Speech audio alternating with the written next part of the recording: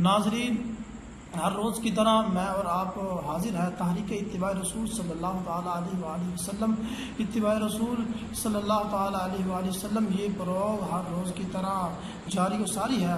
انشاءاللہ پچھلی نشست کے اندر ہم نے وضو کے متعلق پڑھا، وضو کے فرائض کے بارے میں جانا۔ آج انشاءاللہ العزیز وضو کے سنتوں کے بارے میں جانیں گے کہ وضو کی سنتیں جو ہیں یہ کتنی ہیں اور کون کون سی ہیں۔ ناظرین، اللہ پاک کی پاک بارگاہ میں دعا ہے کہ اللہ تعالیٰ کی ذات مجھے حق سچ بیان کرنے کی توفیق عطا فرمائے اور جان بیان سے عمل کرنے کی توفیق عطا فرمائے۔ وضو کی سنتوں کے بارے میں انشاءاللہ جانیں گے۔ سب سے پہلی بات یہ ہے کہ وضو انسان جب بھی کرے، وضو کی سب سے جو پہلی سنت ہے وہ یہ ہے کہ وضو کرنے کے لیے جب بیٹھے انسان تو نیت کرے کہ میں پاکی حاصل کرنے کے لیے، طہارت حاصل کرنے کے لیے نیت کر رہا ہوں۔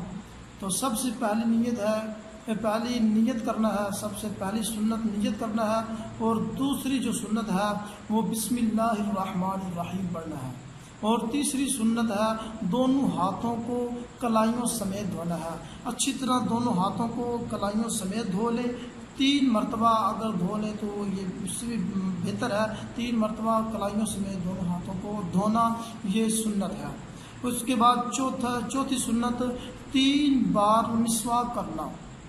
3 بار مسواک کرنا یہ بھی سنت ہے کہ مسواک کرنے کا طریقہ کار کیا ہے؟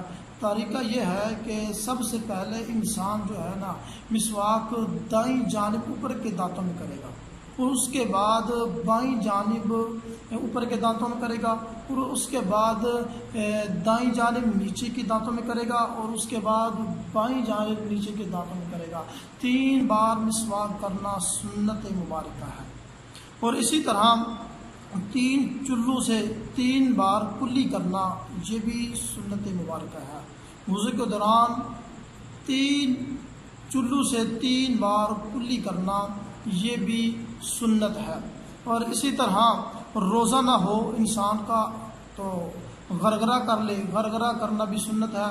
اگر روزہ نہیں ہے تو تب غرغرہ کرے گا، اگر روزے کی حالت میں ہے تو پھر غرغرہ نہیں کرے گا، کیونکہ اگر روزے کی حالت میں ہوا تو پانی کا گلے سے نیچے اترنے کا جو اندیشہ ہے، اس لیے اگر پانی نیچے اتر گیا روزے کی حالت میں تو روزہ ٹوٹ جائے گا۔ اس لیے علماء نے منع فرما دیا کہ اگر روزے کی حالت میں ہو تو پھر آپ غرغرہ نہیں کریں گے، اگر آپ کا روزہ نہیں ہے تو پھر آپ غرغرہ بھی کر لیں۔ روزہ نہ ہو تو غرغرہ کرنا یہ بھی سنت ہے۔ اسی طرح 3 چلوں سے 3 بار ناک میں پانی چڑھانا۔ اب پانی چڑھانا کس طرح چڑھانا ہے یہ بھی ناظرین آپ سماعت فرما لیں کہ 3 مرتبہ ناک میں پانی چڑھانا سنت ہے۔ اگر آپ جو ہے دائیں ہاتھ کے چلوں میں پانی لیں، پانی لینے کے بعد ناک کے قریب کر لیں، قریب کرنے سے اسے آہستہ سے سونگھیں تاکہ ناک میں اندر پانی پہنچ جائے، اور جب پانی پہنچ جائے گا، ہڈی تک پانی پہنچ جائے گا، اس کے بعد جو بائیں ہاتھ کی یہ چنگلی ہے اس کے ساتھ ناک کو اچھی طرح صاف کر لیں۔ صاف کرنے کے بعد دائیں ہاتھ سے ناک کو جھاڑ لیں۔ ناظرین، یہ 3 چلوں سے 3 بار ناک میں پانی چڑھانا یہ سنت کریمہ ہے۔ اگر داڑھی ہو تو اس کا خلال کرنا یہ بھی سنت مبارکہ ہے۔ داڑھی ہو انسان کی تو اب داڑھی کا خلال کس طرح کرنا ہے؟ یہاں پر ناظرین میں آپ کو ایک اور بات بھی بتاتا چلا جاؤں کہ اگر انسان احرام کی حالت میں ہو، میں دعا کرتا ہوں اللہ پاک کی ذات آپ کو بھی مدینہ پاک کی حاضری نصیب فرمائے، بیت اللہ کی حاضری نصیب فرمائے، تو مجھے بھی اللہ پاک کی ذات بیت اللہ اور نبی پاک کے روزہ مبارک صلی اللہ تعالی وسلم کی حاضری نصیب فرمائے۔ تو جب بھی ہم وہاں جائیں تو احرام جب باندھیں گے تو احرام کی حالت میں داڑھی کا خلال نہیں کریں گے۔ داڑھی کے خلال سے علماء نے مکروہ فرمایا ہے کہ داڑھی کا خلال نہیں کرنا، اور اگر احرام کی حالت میں نہیں ہے تو آپ داڑھی کا خلال کریں۔ داڑھی کا خلال کرنا یہ سنت مبارکہ ہے۔ ہاں داڑھی کا خلال، اگر داڑھی گھنی ہے تو پھر خلال کریں گے، اگر داڑھی تھوڑی ہے، اگر چند بال ہیں، پھر ان کو اچھی طرح دھوئیں گے اور جلد تک پانی پہنچانا یہ فرض ہوگا۔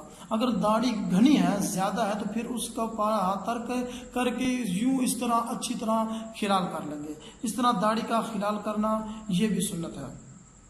ہاتھ پاؤں کی انگلیوں کا خلال کرنا یہ بھی سنت ہے۔ اب ہاتھ پاؤں کی انگلیوں کا خلال کس طرح کرنا ہے؟ ہاتھ تو جب انسان نے دھونے ہیں اس طرح اچھی طرح، اس طرح اس دائیں ہاتھ سے اس طرح اور اس طرح یہ ہاتھوں کی انگلی کا خلال ہو جائے گا۔ تو اس طرح یہ ہاتھوں کی انگلیوں کا خلال کرنا یہ سنت مبارکہ ہے۔ اور اسی طرح جو پاؤں کی انگلیوں کا خلال کرنا ہے وہ اس طرح کرنا ہے کہ جو دائیں پاؤں کی جو چنگلی ہے وہاں سے خلال کرنا ہے، وہاں سے شروع ہونا ہے بائیں ہاتھ کی چنگلی سے، خلال کرتے ہوئے دائیں ہاتھ کے انگوٹھے تک آنا ہے۔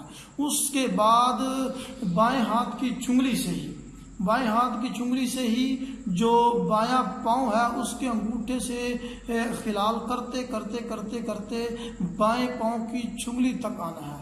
اس طرح پاؤں کی انگلیوں کا خلال کرنا ہے۔ پاؤں کی انگلیوں اور ہاتھوں کی انگلیوں کا خلال کرنا یہ بھی سنت ہے۔ ناظرین، اسی طرح پورے سر کا مسح کرنا یہ بھی سنت کریمہ ہے۔ میں نے پچھلی نشست کے اندر میں نے بتایا تھا کہ سنت طریقہ کیا ہے مسح کرنے کا۔ میں دوبارہ بھی عرض کر دیتا ہوں کہ چلو ناظرین دوبارہ سماعت فرما لیں کہ سنت طریقہ یہ ہے کہ انسان اپنے ہاتھوں کو ہاتھ میں پانی لے، ہاتھ کے دائیں ہاتھ کے چلو میں پانی لینے کے بعد ٹوٹی کو بند کر دے اور بائیں ہاتھ پر ڈالے۔ اس طرح دونوں ہاتھ تر ہو جائیں گے، 3 انگلیوں کو ملا لینا ہے، شہادت کی انگلی اور انگوٹھے کو جدا کر لینا ہے۔ جدا کرنے کے بعد یہ جو پیٹ ہے 3 انگلیوں کا، اسے جہاں سے بالوں کی جڑ، بال شروع ہوتے ہیں پیشانی سے، جہاں سے یہ بال شروع ہوتے ہیں یہاں جڑوں سے اس کا انگلیوں کا پیٹ لگاتے ہوئے گدی تک لگ جانا ہے۔ پھر واپسی پہ یہ ہتھیلی ہے، اسے واپسی پر لے آنا ہے۔ اور رہا یہ شہادت کی انگلی اور انگوٹھا، شہادت کی انگلی سے کانوں کے اندر مسح کرنا ہے اور انگوٹھے سے کانوں کے پیچھے سے مسح کرنا ہے۔ اور اسی طرح گردن کا مسح کرنا ہے، جو یہ ہاتھوں کی پچھلی سائڈ ہے اس سے گردن کے پچھلے حصے کا مسح کرنا ہے، نہ کہ گلے کا مسح کرنا ہے۔ گلے کا مسح کرنا یہ مکروہ ہے، علماء نے فرمایا یہ مکروہ ہے۔ اسی طرح ناظرین پے در پے دھونا یہ بھی سنت کریمہ ہے۔ ایک عضو کو دھو لیا اور اس کے بعد فوراً دوسرے عضو کو دھو لیا، پہلے عضو کو دھویا اور اس کے سوکھنے سے پہلے دوسرے عضو کو دھو لیا، یہ سنت کریمہ ہے۔ اور اسی طرح ترتیب قائم رکھنا، وضو کے 4 فرض ہیں تو ان میں ترتیب قائم رکھنا کہ پہلا فرض ہے چہرہ دھونا، پہلے چہرہ ہی دھوئیں، اس کے بعد فرض ہے دونوں ہاتھوں کو کونیوں سمیت دھونا، اور اسی طرح دوسرے نمبر پر ہاتھوں کو ہی دھو لیں، اور اسی طرح مسح کریں اور اسی طرح پاؤں کو دھو۔ ترتیب قائم رکھنا یہ بھی سنت مبارکہ ہے۔ اگر ترتیب الٹ کر دیں گے تو یہ مکروہ ہوگی، ترتیب قائم رکھنا یہ سنت مبارکہ ہے۔ ناظرین، یہ تھی وضو کی سنتیں، اور وضو کی سنتیں میں نے آپ کے سامنے عرض کی، تو انشاءاللہ اللہ پاک کی بارگاہ میں دعا ہے کہ اللہ تعالیٰ کی ذات ہم سب کو عمل کرنے کی توفیق عطا فرمائے اور ان ابتدائی فقہی مسائل پر توجہ کرنے کی توفیق عطا فرمائے، غور کرنے کی توفیق عطا فرمائے، اور انشاءاللہ اسی طرح یہ پروگرام چلتا ہوا انشاءاللہ آئندہ نشست کے اندر انشاءاللہ ہم وضو کے مکروہات کو پڑھیں گے، وضو کے مکروہات کو جانیں گے۔ اللہ پاک کی بارگاہ میں دعا ہے کہ اللہ تعالیٰ کی ذات میں نے جو کچھ بیان کیا ہمیں عمل کرنے کی توفیق عطا فرمائے اور سنا کر دوسرے لوگوں تک پہنچانے کی توفیق عطا فرمائے۔ اللہ پاک آپ کا اور میرا حامی و ناصر ہو۔ وآخر دعوایا ان الحمدللہ۔